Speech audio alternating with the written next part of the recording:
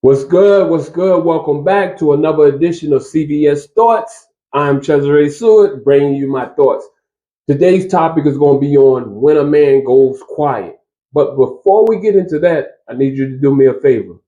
Check out my homeboy Steve Johnson, aka Slug, self-published book, People of Yesterday. It's a kid's book. Go ahead and hit him up. His information will be in the description. Hit him up and get you a copy of that so you can read it to your kids. Wonderful storyline and everything. I just want him to get back in the lab so he can drop his second book.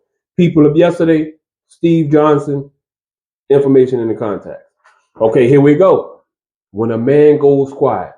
I know the reason why this person sent me this question is because he wanted me to talk about what I went through. But that's neither here nor there. Let's talk about this. Okay, listen.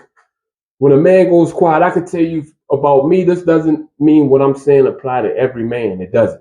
It apply to some. So if it don't apply, let it fly. If it do, then let's ride. Okay, when I went quiet, it was basically because I needed to step away from all of the chaos. And when I went quiet, it was I had to separate myself from all the distractions of life. That wasn't pertaining to me, monetary gain. So social media.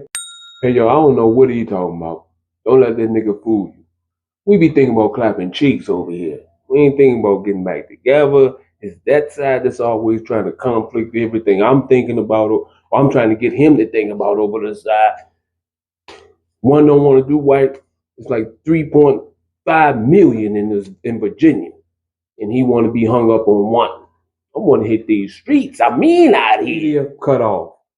Besides tweeting, I was doing a little tweet. It's hard to go cold turkey, but I was doing a little tweet here and there, but I wasn't doing too much. Not too much, but I was doing enough. But it was a way for me to focus on what I needed to focus on. Most men go quiet because they're honing in on the problems that they are going through and trying to come up with some kind of solution to help them get through it. And then, especially if you get to a point in a relationship where it's constantly bickering, like there's no progress, and a man feels like there's no need for me to keep trying to beating a dead horse. The figure they say, why we keep arguing about the same thing? Why is no progress happening? Why are you always pointing at everything I'm doing wrong, and I could be making strides to correct myself, but you're not doing nothing to improve yourself? I feel like most people, if you think about this for example, this is one of the things that I've noticed people encounter a lot. If you and your partner is going through something, and I come or you go to your partner with a problem, you say, "Well, I'm getting tired of you leaving the dishes in the rack and you don't drown." See, now the question or the problem should be about the dishes, nothing else. But the person that feels attacked will come back with, "Well, why you won't do this or why you don't do that?" That's the cause, or that's the beginning of a never-ending cycle of you just chasing their tail. Because if you just focus on the dishes of why you leave them, both of you focus on that, then it's easier to move forward. But people always bring in other problems from, "Well, you do this or you did that," and it's that would never make nothing right, because you're only pointing out the differences. You're not even pointing out no solution. And that's one thing I know about everybody knows this. Anybody that comes with a problem, 9 times out of 10, they don't got no solution. The only thing they come with is problems. So me getting quiet was a way of me trying to find some solutions to try to make things work, because I've always wanted a family. Since I was small, grew up without my parents, my daddy, yada yada yada. Same story as most people. And I just wanted to show, I just wanted to be responsible for my own. So that was one of the things that I always wanted, and that's one of the things that I always try to fight for. Sometimes sometimes you gotta let it go. You know what I mean? You could lose a couple battles, and you can win a couple battles and lose the war. It's how I was thinking about things. But anyway, when the person start pointing out the differences, start pointing out each other's shortcomings, and instead of trying to make changes to those shortcomings, that could be a reason why men go get quiet or get distant. Then what most people often need to do is focus on self instead of being defensive. Most men are defensive, most women are defensive too. Because you may see your own flaws, you just hate when somebody else point them out. But if it's you and your partner in a relationship, who else do you expect to point them out other than your partner? But most people can't take that. They want to act like your partner shouldn't be the one that be 100% with you at all times. We can sugarcoat a whole lot of things, but a relationship is actually something that has to be worked on every day. You can't take no days off. You damn sure can't take no weeks off. It has to be something that you want. Now, if you difference is, I don't want to subject myself to be treated as a piece of meat. I'm someone that takes value in how I look and the way I carry myself, and I always want that family atmosphere to be there. So that's why I always push him in that direction, because we are actually family people. That's how I want to be ratchet. They want to be out there in the streets. Sometimes you can be out there in them streets, but at this point in our life, we ain't got time to be out there in them streets doing that dumb shit. We need to be grown. That's the level I'm trying to get him on. Mm-mm. Now, if you want to go out there and shake your ass, or you want to go out there and be at the shake joint, go ahead. If it's a conflict of you doing that in your relationship, but you still want to do those things, expect for it to deteriorate.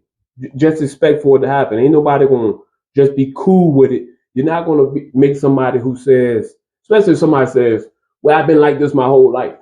Well, you could change it right now, or I'm up out of here. Whole lot of things been like that the whole life. But if you want that person, you're gonna have to make those sacrifices. Some things just ain't gonna be able to stay the same. And then when you see that the relationship is often is no growth in the relationship, also will cause a man to go quiet. Because he sees that, and when I say a man, I'm not talking about somebody that's dependent on a woman. No little boy. We're not talking about boys. We're talking about men. I'm a man's man. I handle my own business. I do what I need to do. I don't depend on nothing. I don't even make excuses for my shortcomings. That's why I'm so hard on myself. But I'm a man's man. So I'm not talking about what boys do. So don't, if I can see already here some of y'all, well, I'm talking about men, not boys.